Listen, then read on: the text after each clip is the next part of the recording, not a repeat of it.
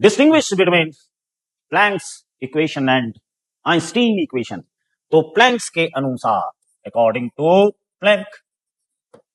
Planck के अनुसार क्या हो जाएगा, E बराबर एन एच न्यू।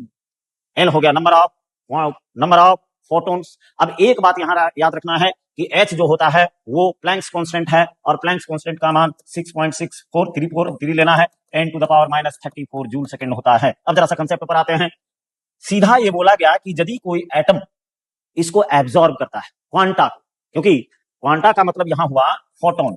फोटोन जो है वो डिविजिबल नहीं है, इसीलिए इसको हम लोग ट्रीट करते हैं क्वांटा। अब एक बात सीधा समझना है, the particle which can not be divided are known as quanta, उसी को क्वांटा कहा जाता है।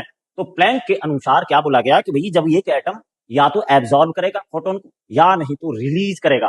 तो जब ये जो रिलीज करता है, एब्जॉर्ब करता है, तो इसका नेचर डिस्क्रीट होता है। डिस्क्रीट का मतलब हुआ कि इसको काउंट कर सकते हैं, 1 2 3 4 5 6 7 ऐसे किया जा सकता है। लेकिन जब ये स्पेस में जाता है, कौन जी, क्वांटा, तो यहां ये वेव नेचर दिखाता है, वेव के जैसा दर्शाएगा।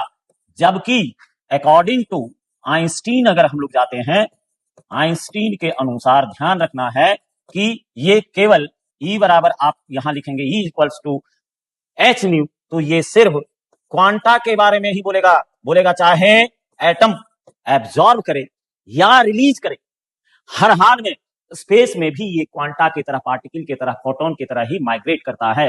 ये वेव नेचर दर्शाता नहीं है।